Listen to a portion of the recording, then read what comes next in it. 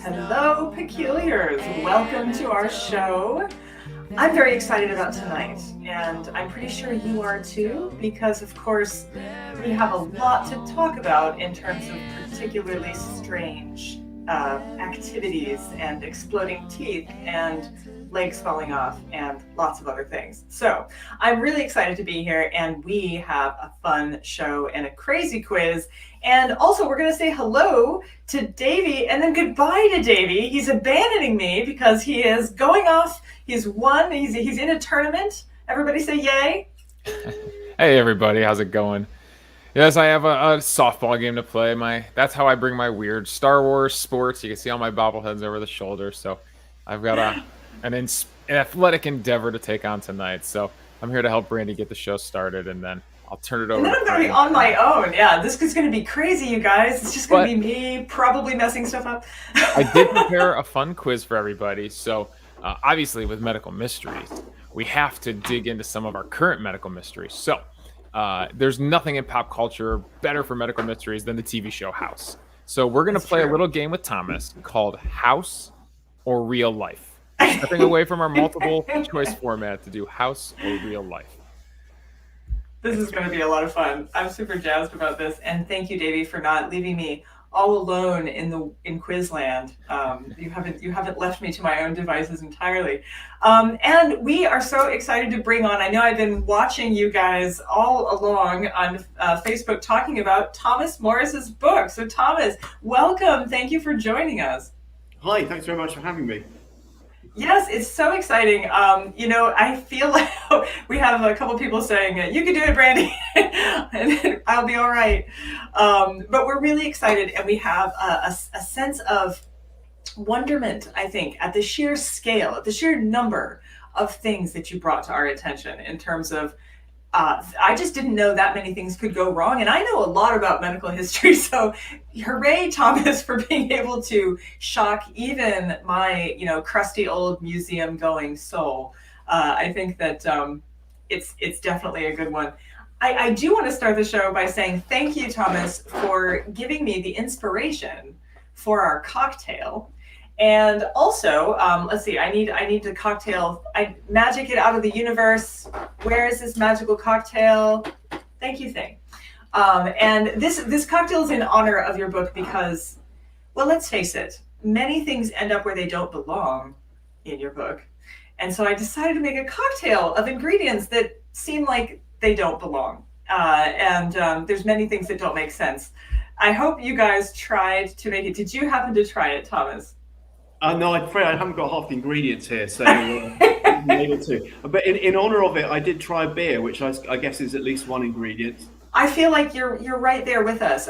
You're our folk, basically. So we did get some fantastic suggestions for titles, and then we're going to let you know. We're going to let Thomas choose the leader here. But a few of the ones that we saw, given just what this book is about, the hide and seek, bumworthy, incongruity, the OMG WTF, legless, and puckered shepherd, and finally goose larynx mishap. So these were the suggestions, and I have to say, it's all very good. We do have a winner, and I just want to ask, what is the best name that you have chosen, Thomas?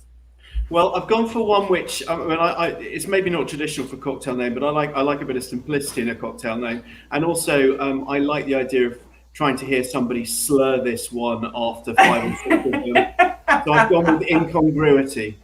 Incongruity, I do like that because you can imagine incongruity. It could get very interesting. The ingredients are quite unusual. We are using whiskey and some Cointreau or Aperol if you chose to do so, topped with a beer float, and then garnished with pickles. And I realize those don't seem like they ought to go together. Has anybody actually tried it? Because it's pretty good, I have to say. Like, it sounds weird, but I tried it on my brother and on my, yes, it was Mike Breed, incongruity! And we basically did share a round of this drink, and for the most part, I have to say, it's quite tasty. I think the beer helps. I really do. Let's see, cases. We said this is the proudest moment of my life. Yay, Mike!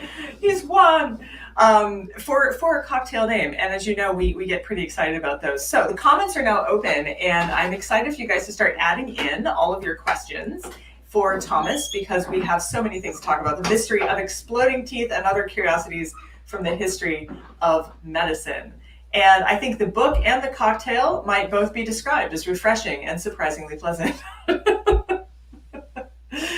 I do want you guys to go to Fountain Bookstore. Fountain Bookstore still has signed copies if you don't have one yourself, and then you can see Thomas Morris's link online as well.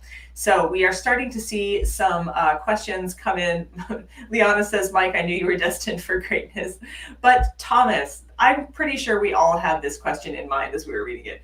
Do you have a favorite of these stories? I mean, do you have one that just really stood out to you? Well, I mean, it's kind of, I've got different favorite ones for different occasions, if you like. I mean, there are some which are pretty amazing, which are not suitable for all audiences, and I certainly wouldn't crack out at some sort of, family dinner or a, beloved great aunt's 85th birthday or something. But there's one that I particularly like, because I think the best of these stories are the ones where you learn something as well as getting to laugh at an unusual or bizarre situation. And the one I think I would like is called "The Woman Who Peed Through Her Nose." Was a story that was published in, the predecessor to the New England Journal of Medicine, which is one of the preeminent journals in the world today. Of course, yes. And it was the lead article in this month's edition of the journal in whatever date it was, 1840 something. But the reason I like that is that it starts off with this completely absurd situation, which is a woman who starts emitting urine from all the different parts of her body.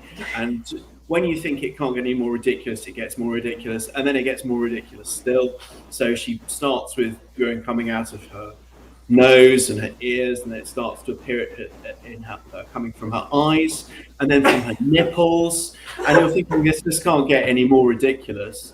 And then there's this fantastic climax to the story where, with a pop resembling the noise of a champagne cork being released, it emits like a fountain from her navel. And I mean, it's a completely absurd story, and it probably didn't happen the way it's described. Because the doctor writing about it won't have witnessed everything at first hand. A lot of it he will have heard from the patient's relatives and so on. Sure. But then when you look into it a bit more, it turns out there's actually a kind of grain of plausibility to it, which is that there's this very rare combination of conditions which might conceivably result in some of these things actually happening. So, I mean, shall I just go through a couple of these things, because they're quite sure. So one thing that's very key to this story is that this woman had a prolapsed uterus, which resulted in a prolapsed bladder. Now, those two things do quite commonly go together, genuinely, still today. It's a gynecological complication that's well known. And if you've got a prolapsed bladder, you can end up with kidney failure, and you can end up with very large amounts of uremia, urea in your bloodstream, a condition known as uremia. And if the uremia gets very acute, you can end up with a condition known as uremic frost, where the crystals of urea actually pass through the skin. They crystallize on the skin, and if the patient sweats enough, which they are also likely to do if they're that ill or in kidney failure, then you get this, the sweat dissolves these crystals of urea, and you get a phenomenon which is very much like urine coming off the skin. This sweat smells like urine. And in addition, a fabulous tennis player partner or something. You must just smell all the time.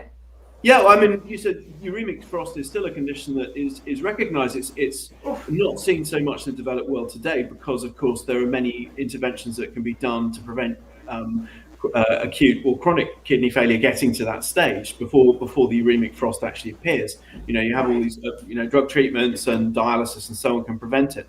But in addition, in this particular patient, there's the possibility that she was also suffering from something known as patent uricus.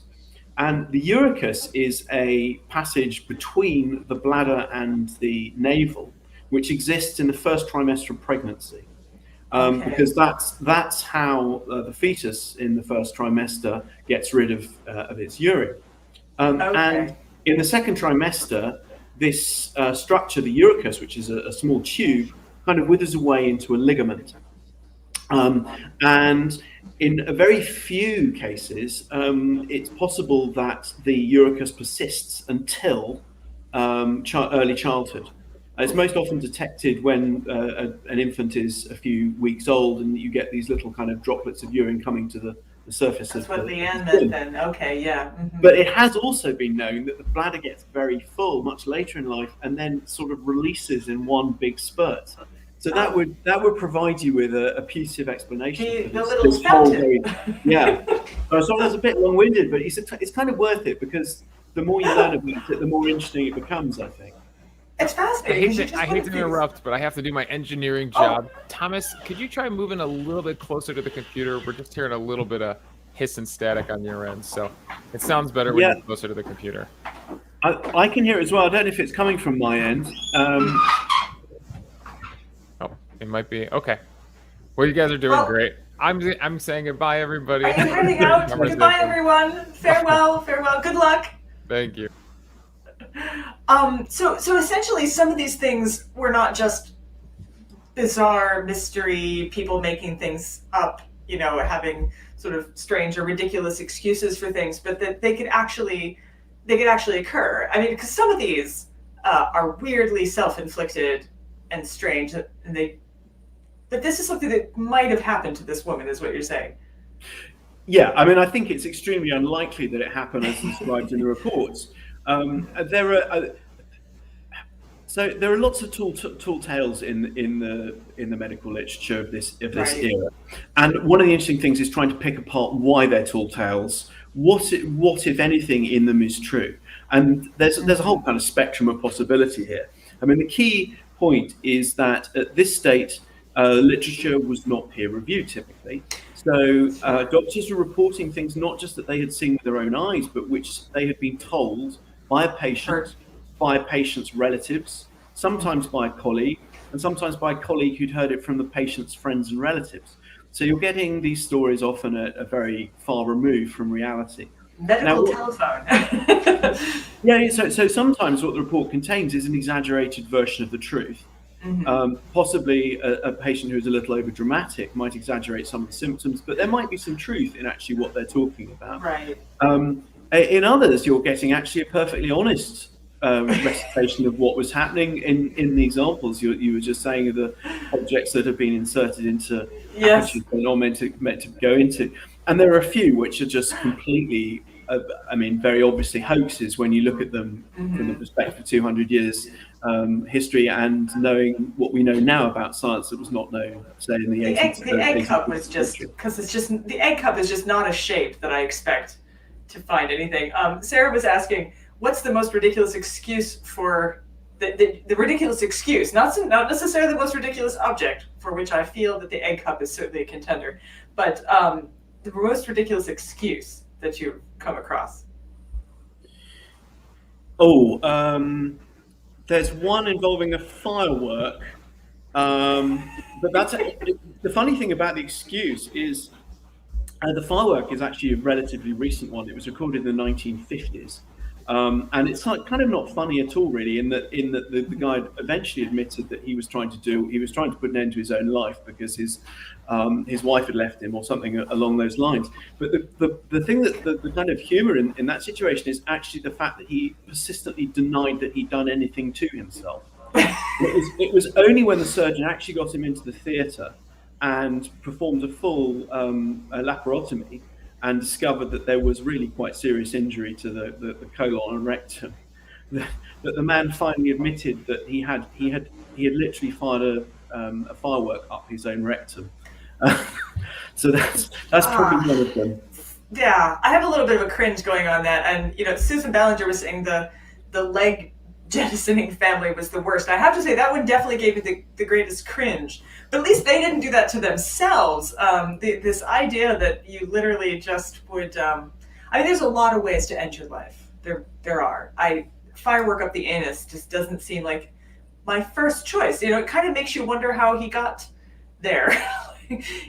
Skipping all of the other possibilities, no bridges to jump off nearby, but firework. That's a toughie. Yeah, there's also there's a monk who in the 17th century, I believe, inserted a perfume bottle up his own bottom. And there are numerous cases of sailors, for instance, saying that they were trying to relieve their own constipation. They may have been, who knows? Sure. But yes, The forks fork and incident. Yeah. Of the things that I would be trying to relieve anything with, a fork seems not the most logical tool, but that's me. I did. Sarah's got a lot of questions. How did you dissolve blade edges off knives stuck inside rectums using acid? history doesn't relate, sadly. It's a tantalizing detail. I mean, how do you protect the mucosa against harsh acids? And I don't have an answer for that, I'm afraid. They were often quite ingenious in what they used to do. I mean, there are all sorts of surgical case reports where they're kind of using wadding to protect the walls of cavities after an incision.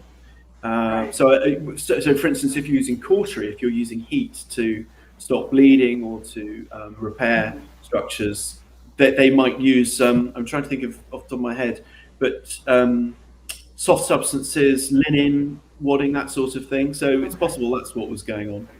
It is. It's astonishing to me. Sarah also talks about how does someone pierce someone's foreskin without them noticing at the time. And Susan Ballinger says, I think that guy was pretty well distracted at the time, which is probably true.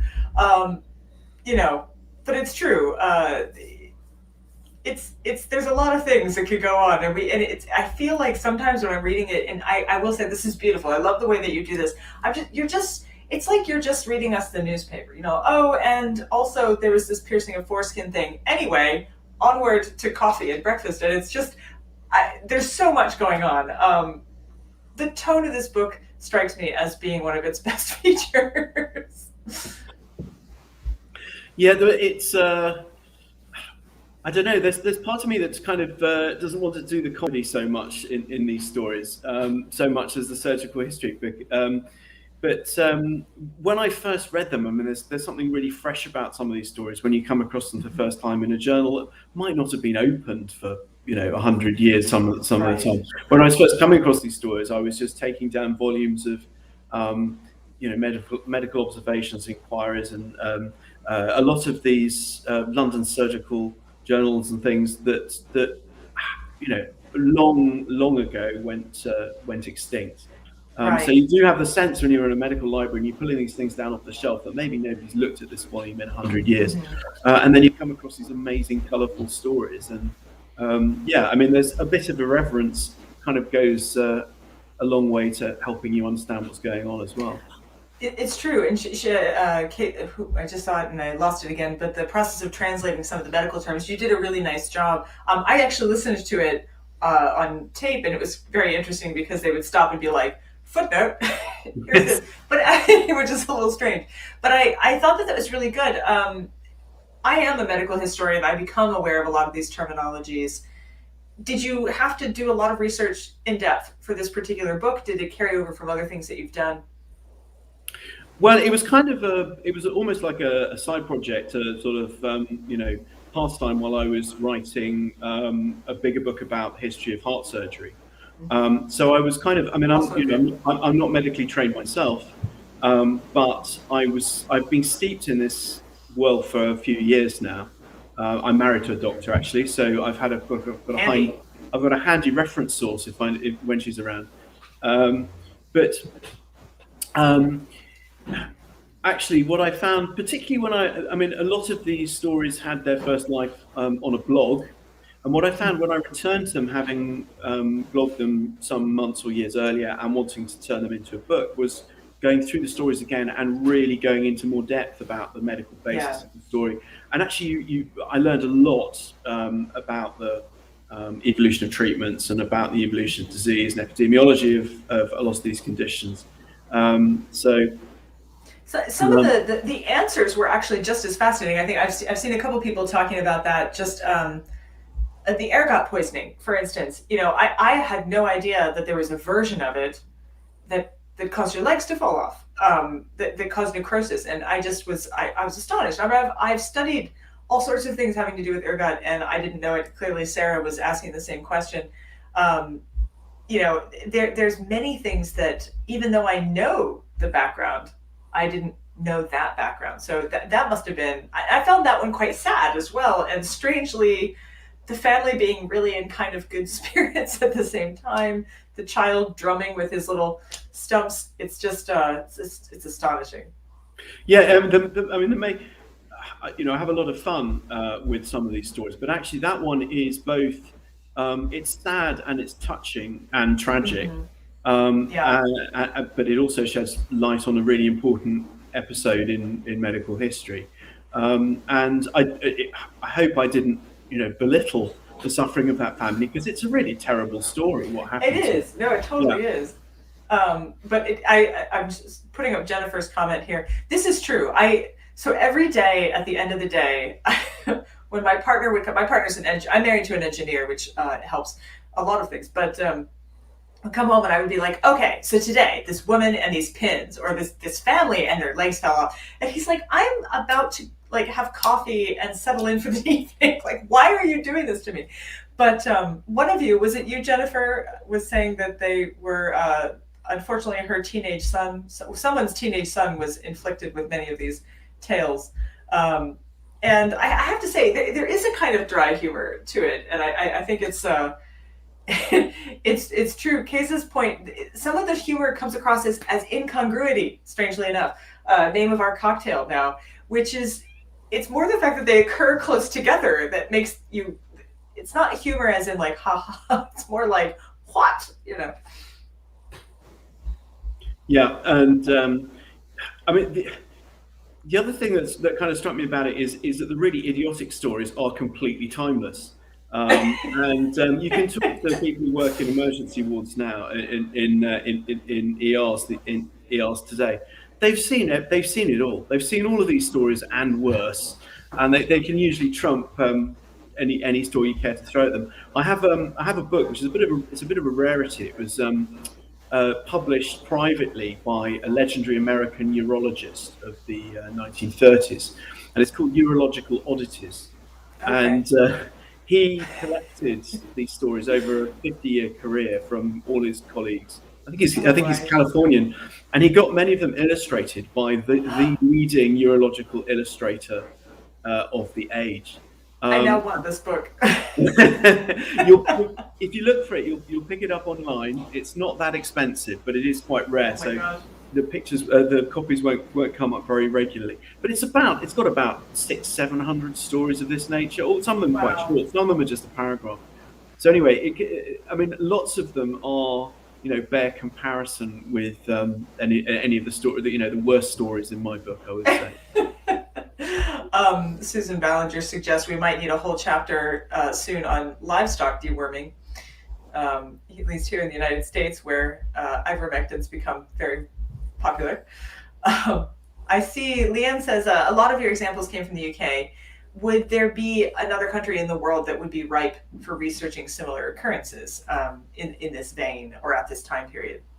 Well, I'd say any country in the world that has a similar medical literature tradition. The US, where the journals got going a little bit later, but still, around the same period. Germany, I don't read German, but there are numerous stories in German journals, and French. And I've taken a fair number from French journals, actually, because I can read French. But I think possibly there's something about the British sensibility that probably enjoyed these. If you look at the German journals of this period, they didn't go into kind of news in brief stories. They're all quite long, rather involved, methodical journal articles.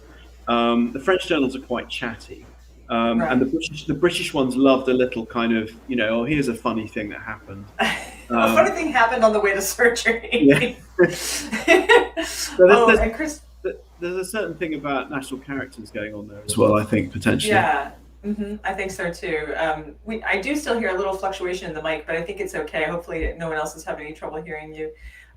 Jennifer said it was for her. It was mostly reading to family over dinner. I'm running out of. Let's see. Oh yes, peeing in strange jars. I had to read that one specifically to my engineer husband. I gave it to him like a mystery. I was like, okay, so what was in the bottle? What could have caused this? And he did not figure it out. But I loved that story because you're right. There's a sense in which you kind of don't believe him at first, and then you think, oh, no, that could actually happen, and that even the person that he related to the story felt like he had to test it with his finger. Yeah, and why would you make that up? I mean, the other nice thing about that story is that potassium was a very recently discovered element at that point. It had only been available, I think it had been discovered 3 years previously, but it would have been impossible to obtain until about 12 months earlier than that. So it's also, that represents a student doing kind of cutting edge science in his spare time. And not using the bathroom often enough and to go with some problems. I think that's fascinating because don't you think, I am sure there, similar to the earlier questions, I am sure there's situations that people get into. I know we just had access to an awful lot of chemicals in high school, in my high school lab, and I know we did things that we should not have done with those chemicals. There was lots of burns and things that happened with acid that now I think surely they don't just let children handle these things now. I'm showing my age, I think. Oh no, I'm sure there are plenty of chemicals I used to use that are no longer available. One of my chemistry teachers told me about a demonstration they used to do when he was at school, which involved a bath of mercury, and you created some sort of electric motor using this bath of mercury as an electrode. So, and he said that it just used to create a fine mist of mercury vapor, which would hang in the laboratory for a couple of days afterwards, no doubt giving half of them respiratory ailments for decades to come. See, you have more. There literally needs to be a sequel here. Allison's saying that she has all kinds of people who are ready to borrow the book, and many of them serve as kind of cautionary tales, which I kind of agree. Keza wonders, do you consider yourself phlegmatic, choleric, sanguine, or melancholic? Sanguine, I think. I don't know if that represents my complexion after a day in the sun and a couple of pints of beer or what. But I think I'm more sanguine than the other three. I'm curious to know what I usually ask other people what they think I am, because I would say melancholy, but the fact that I'm probably a bit on the sanguine side myself. Kristen also says peeing in jars is way less weird than blowing literal smoke up people's butts, and that she's not clear on what that was supposed to do. What was the medical background for that? Well, it's based on the fact that, I believe, and please correct me if you think I'm misinterpreting this, but I think it's based on the idea that tobacco is a stimulant, and because there was the rectum was a known and genuinely useful path for administration of drugs, because the anal mucosa, very very absorbent surface. True. Hence the French reliance on that route of drug administration. And because tobacco was believed to be such a strong stimulant, it was seen to see it was. And the other thing you have to realize is that at the time, this is a treatment specifically for drowning, and of course the airways are obstructed when people are pulled out of the water, so the rectum is the logical place to go. There's the other. I think. Logical. But the other thing about it is that it was, I believe, it was thought to be a Native American thing as well. That they had learnt this in some rather convoluted route from Native Americans much earlier, 200 years earlier. I don't know if you know about that. I'm less aware of that. I do know that because of my study of women's various problems, speaking of vodka tampons, that they used to light incense underneath a woman's nether region to coax the uterus back down for wandering womb syndrome. So I didn't know if that was, I don't think it's necessarily related. Apologies to everybody. This chair sinks and I have to pull myself up periodically or else I would just disappear through the course of the video. But I do think that it's an orifice of the body and it makes sense to put drugs there. It doesn't make sense to put food there. And of course, I live in Cleveland, which is where President Garfield is buried.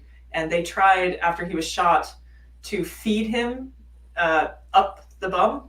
So putting basically vegetable soup suppositories, it doesn't work. So drugs, yes. Food, no. Wandering wombs, wandering foods. Beef tea enemas was a thing in London. Beef tea enemas, there we go. Around the same date. I literally lost track of the number of people who have played with mercury. I think almost everyone who's here tonight has broken a thermometer and played with mercury. There were so many of them that they stacked together, but so yeah, we're not alone in the playing with substances we probably shouldn't get our hands on department. Okay, so I do want to, since we've got a little bit of a pause, you guys can catch up and add more questions. I have a few, but also I want to give our next winner. Let's see. Someone suggests maybe we ought to do suppository COVID vaccines. Yeah, that's not a bad idea. Maybe we could get all kinds of people in on that. Gwyneth Paltrow, possibly. Okay, so a winner for tonight. I just want to bring us back to speed here. We do always give away a signed book at the Peculiar Book Club, and of course, Mike Breen has won our contest for naming the cocktail Incongruity. He will win some swag. The signed book today goes to Allison McCowan. Allison McCowan, are you here? I can't see if you've popped up in the text so far, but you have very happily won a signed book. I will get back to you to get your address. Also, we have a late arrival. Hello. She just got home. She sometimes tries to. It's wonderful. She's a roller derby person, which I think is fantastic. If you guys didn't know this, it's kind of awesome. Oh, there's Allison. Yes. So she's the winner of our signed copy, and Mike Breen is the winner of our swag. So congratulations to both of you. Yeah, it's very exciting. I love a signed copy. I'm really excited that we've been able to have signed copies available through Fountain Bookstore, but I'm assuming they're eventually possibly going to run out of book plates. But it is really, really wonderful that to have your signature on that. I think that's wonderful. Leanne just asked if I did say roller derby. Pleasure. It's a slightly wobbly signature because I had tendonitis at the time, so I was quite difficult to hold a pen. But it's genuine. It's bona fide anyway. Oh, I actually, speaking of tendonitis, and you didn't get it doing anything unusual, hopefully. There wasn't anything. I think he was playing cricket, actually. Oh, so, I have, that's great. I don't understand cricket at all. I understand it almost as much as I understand the language of the actual cricket bug.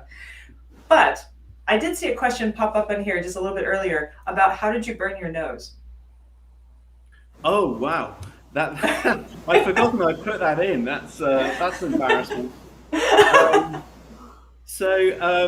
This was actually at university, and it was the day of quite an important concert in my second year, and I was a musician, and I was ironing a shirt for playing this big solo that night, and I put the iron down and then went to answer the door, and when I came back, I thought I could smell burning.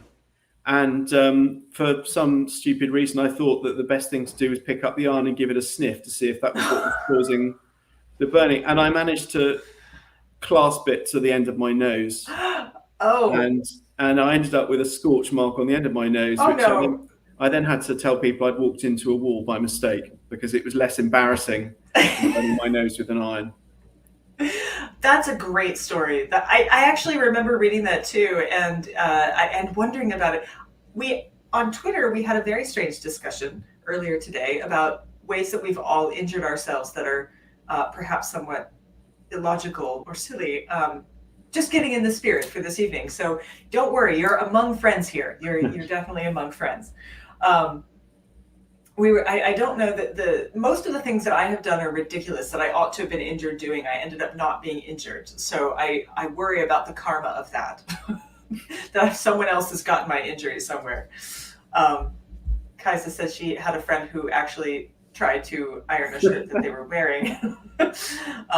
Oops. And some people say her nose itches, and someone says you must have walked into a very hot wall, which I think is probably true.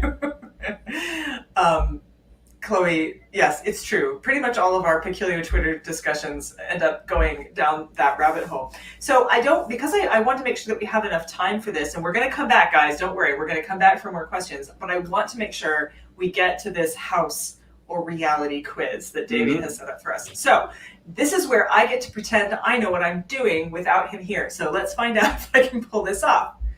Da-da. I feel like there ought to be some like kind of music. Da-da, da-da, da-da. But all right, Brand. He does it with such finesse. Oh no, I think I found it. Oh, look at that. Okay, so we are beginning with this quiz, house or real life. So the case, a young boy is condemned by a Ouija board and presents with pneumonia symptoms. The symptoms are strained breathing, fever, rejection of antibiotics, necrosis, skin lesions, and localized paralysis. The diagnosis, anthrax that activates dormant leprosy from father's international travels. Is this house or is it a real life story?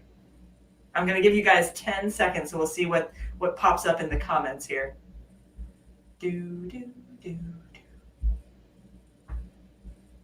Oh, no one's going to jump in on try this one, huh?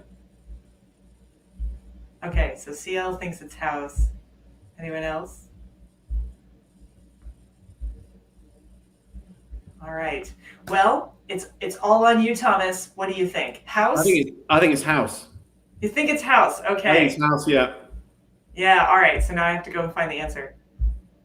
It was house. Yes, you were correct. Woo!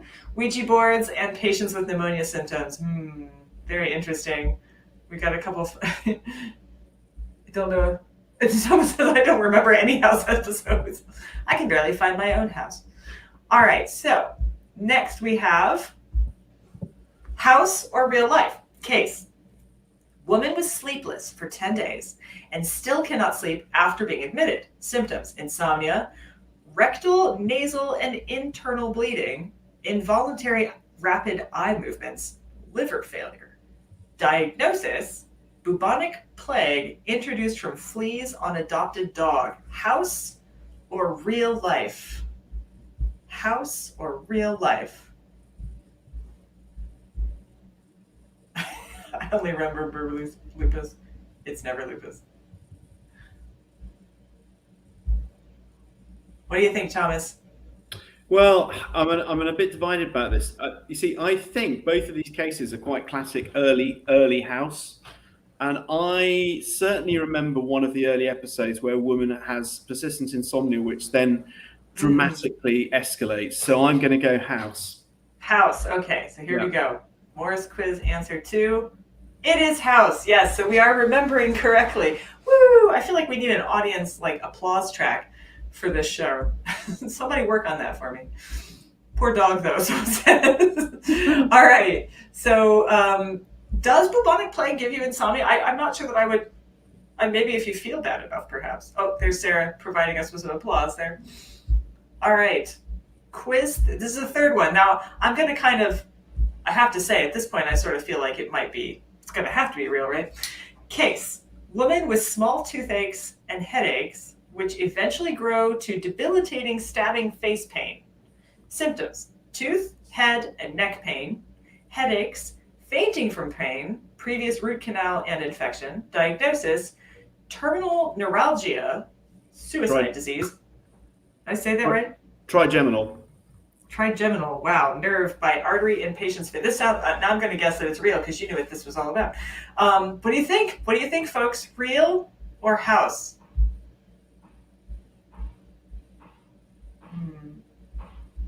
Anybody jumping in? Someone says it's house. Someone says, I'm going to say real life because the other two were house. But Davey's tricky. You never know. Playing the averages here. Playing the averages. He is in a baseball game right now. Oh, it was real life. Yes, it was real life. Huzzah! You guys, I feel like I was just internet diagnosed. Really? Oh, that's crazy. All right. Some people were not sure. It's very conflicted. All right, so it was real life. That sounds terrible. So what exactly is that? Thomas, you seem to know exactly what it was. Tell me more Yeah, about it. it's notoriously one of the most painful things that can happen to you, and it's also really Oh. difficult to treat. So what is it? It's a stimulation of the trigeminal nerve, which is one of the nerves that runs. I can't remember which bit of your C-spine it comes from, but it runs down the side of your face. It's basically your cheek and your jaw, and it's as it said in that case notes, it can get compressed by the local artery, and then there's not much you can do except kind of. Well, actually, I'm not an expert on the treatment, but I do know that it's one of the most painful things you can have. And how does it treat it? You can do things like you can infiltrate the local tissues with local anaesthetic. There's a rather risky operation you can do to try and separate the artery and the nerve, which is dangerous because if you sever the nerve, then you lose all the sensation to that side of the face. It's not a very nice thing to have. I think there are steroids and things that you can take that'll ease the pain somewhat, but so Jennifer actually apparently has this. She was saying so. This is just like, wow, that's nuts. Head pain is awful, isn't it? I actually am a migraine sufferer, but it's nothing like that. But I can't even imagine. I know somebody who had something similar to that, but they ultimately it passed away. It passed off. They didn't pass away. The symptoms passed off. Oh, can come and go, says Sarah. Wow. Pain meds and weird jaw movements is the treatment? My goodness. Yeah, I don't want that. I think that and legs falling off. Those are going to be the two that I would definitely not like to have. I mean, I can keep myself from swallowing knives most of the time. I mean, everybody has that Tuesday, right? But in general, I think there's some things you can keep from happening and other things that I think that's what terrifies me the most because when... we didn't even have pain medicine for a long time. Makes me wonder. Yes, pain in an age before effective pain management was not fun. I think opium's probably about the earliest. Although having said that, there's good evidence that the ancient Chinese had something which is not dissimilar to a general anaesthetic. Actually, there's certainly sort of pre-anesthetic era anesthetics recorded. Right. Well, and I think that it's quite a leap from the kinds of targeted pain medicines that we have now. But people still have chronic pain that's not treated by those things. So pain's a slippery beast. Speaking of slippery, Mike was talking about goose larynxes, and Kristen mentioned that she was actually surprised that there was only really one dare in the book. And me too. I'm sure that there must be others. Yeah, definitely. I'm trying to think. Well, there's a goose larynx. There's a gun. There's one involving trying to use a cannon, I think, in some way. Yeah, there are many more. I mean, there are about 70 cases in this book, and I've collected something like 500 in total. So there's several books worth more on my blog, and yeah, there are definitely lots of. The thing is, if you're compiling a selection like this, you don't want too many of them to be similar to each other. So I kind of went deliberately as diverse as I could. But yeah, that's a whole kind of subset of them is kind of young men egging each other on to do unnecessary things. Unnecessary things. Casey also says, can we take a moment, just to talk about the guy who held a candle for the surgeon during his own amputation? And that's a big one there. That was difficult. Yeah, and that actually comes from it's a type of article I wish there were more of. It was published, I can't remember the exact date, but I would say 1880s, 1890s. And it was basically a short memoir by a surgeon after his retirement, looking back on what had happened early in his career. And that was pre-anesthetics, but he finished his career in the anesthetic era. And it's just the beginning of that period where people are starting to document their lives in that way. And it's a shame there aren't more of those, really, because there must have been such amazing stories of those, particularly that country practice type of surgery going on, where a lot of the things they were doing were improvised in those very basic conditions, candlelit, not always with the patient holding the candle for their own amputation, but it's a kind of, must have been a rich seam of material, that. I imagine so. I mean, I know even just from my own studies, the things that people, the kinds of pain people seem to be able to get on with. I think we take that for granted that you were just awake and aware for your surgeries, for birth, for there weren't painkillers for these things. She says, I'm taking history of biology right now, and while it's not got quite as many weird stories as this book club, it's still incredible what we used to do and what we do now, and I think it's absolutely true. Doing your own breast surgery is pretty badass. There's some great stories in history. Frances Burney writes about her breast amputation without anesthesia in quite vivid detail, and it's pretty crazy. This is a great question, and I don't actually have this written down as a place to reach you, but tell us about your blog. Is that reachable from your website, which we have put up earlier? Yeah, it basically is my website. Oh, okay, great. I mean, I've got pages there kind of devoted to a couple of my books, but the main portion of the site is the blog, and it's rather irregularly added to these days, but it's got about 500 stories of various types on it, and it started off as just kind of collecting medical curiosities, funny stories I'd found, unusual, quirky operations, and so on. More recently, it started to, I would say, kind of metamorphose a little into kind of surgical landmarks. So I do quite a lot of stories about interesting historic operations that might not be familiar to people. I've just done a couple of stories about early operations to remove bullets from inside the skull in the late 19th century. And in fact, the most recent one was one that really interested me because you mentioned President Garfield earlier. Yeah. And it's a story that starts with President Garfield being shot, and the fact that Alexander Graham Bell was brought in and volunteered himself to try and locate the bullet using a modification of the technology he had invented for the telephone only 5 years earlier. And then that developed into a thing known as the telephonic probe, which was an early electric device for detecting bullets inside the human body.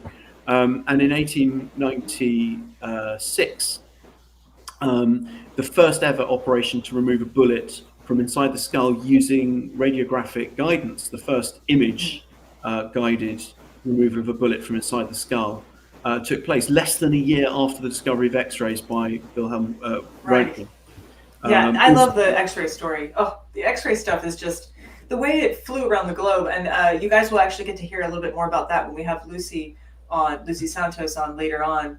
And I would also say that what I found out, because living here in Cleveland, you hear a lot about Garfield. The reason that they couldn't find the bullet is the mattress was made out of metal, and so it actually skewed Alexander Graham Bell's attempts to discover where the location of the bullet was, or at least that's local wisdom anyway, as to how that happens. So his blog available on the website. We have all of these links on the page. The page will stay up for a little bit longer, and then the page goes into hibernation while we pull the other ones together. Another question: do you have any other books in the works at the present time? I do. It's not medical history at the moment. Really? I've got a book coming out later this year called The Dublin Railway Murder, and it's a historical reconstruction of a murder investigation in Dublin in the 1850s, based on. In fact, it's a story I found in a medical journal, but I was interested in it and just wanted to write about it, even though it wasn't medical. And I went over to Dublin a couple of years ago, and I found in the archives there an amazing cache of documents, including the original interview transcripts from the police inquiry. Very cool. And I think, I don't know this for sure, but I think it's probably a unique collection of materials for a murder inquiry of that date. And it was a very unusual, strange case with a locked room murder, and then numerous suspects, and then culminating in a trial and a strange aftermath to it. So it's a sort of it's a true crime book, but it's a documentary reconstruction of the case. I love that. That's great. I love stories like that. I actually really wanted to write about the Torso murders, which were happening around the same time as the Ripper murders in London, but don't get talked about, partly because there was such a fervor around Jack the Ripper that it was suppressed. The stories about those murders were suppressed, and no one was really quite sure. I was pointing to the idea that possibly it was a doctor that committed the crimes, but we'll there's not quite enough information there. There's not a cache of interesting interviews, unfortunately, to help us sort those out. So yeah, that sounds very good. Casey knows about this. Yeah, those things are pretty nuts. There's torso murderers here in Cleveland too, because Cleveland can't be left out of anything apparently, and the murders were attempted to be solved by the Untouchables. My brain just blanked. The head of the Untouchables, who went after Sean Connery. Yes, Sean Connery came to Cleveland and was hunting for a torso murderer. That's a movie I would watch. But unfortunately was unable to solve it. I can't believe I can't think of his name. Well, unfortunately, these are live and unedited. So yeah, we did this on purpose just to make a joke about Sean Connery. So, as one does. The last thing I want to say is just that Elliot Ness, thank you. Thank goodness that we have all of you guys who know what we're talking about. Okay, yeah. Okay, thank you.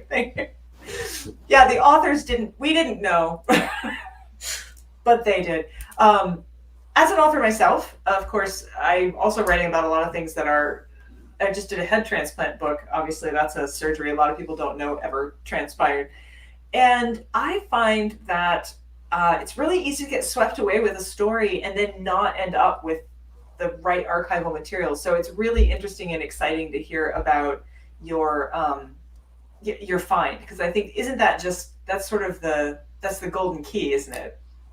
Yeah, I mean it was a bonus rather than the kind of thing I built it around. I was already quite deep into the book when I found this stuff, but what it added was what was going on behind closed doors. There are entire conversations there, right. Obviously all the interviews, but also the memos, the minutes of meetings where the government officials were talking to the lawyers and to the police, letters between the detectives and the government officials, even reports of the surveillance that was going on in the main suspect, which is just adding all that stuff that now was going on behind closed doors, stuff that you would actually have to kind of invent if you didn't know it. That was just a huge bonus. And you're saying the thing about finding the story from the research.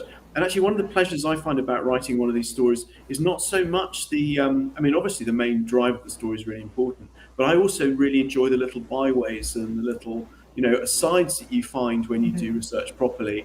Little kind of unexpected connections, little funny stories that you can just allude to in passing. They just provide a bit more color and scenery for the reader on the way past. Yeah, I think that's absolutely true. Leanne asks, "What do you think of us as a book club?" Because we are a bunch of peculiars. This is right up our street, really.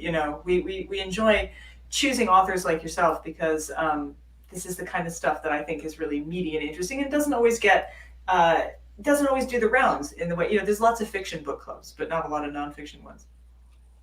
Oh, well, I've enjoyed it very much. I can't see your faces, obviously, as you might in another book club. So either I'm imagining you as much stranger and more exotic than you are, or maybe I don't know. It could be the other way around.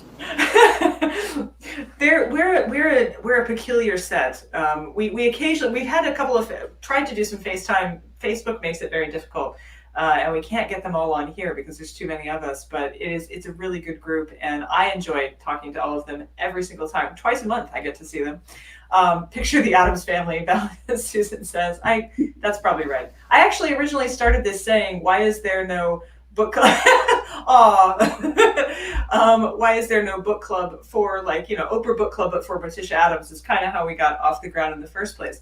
So a couple of announcements that I have for all of you peculiars out there, and also for you, Thomas, in case you want to stay up really late and join us again.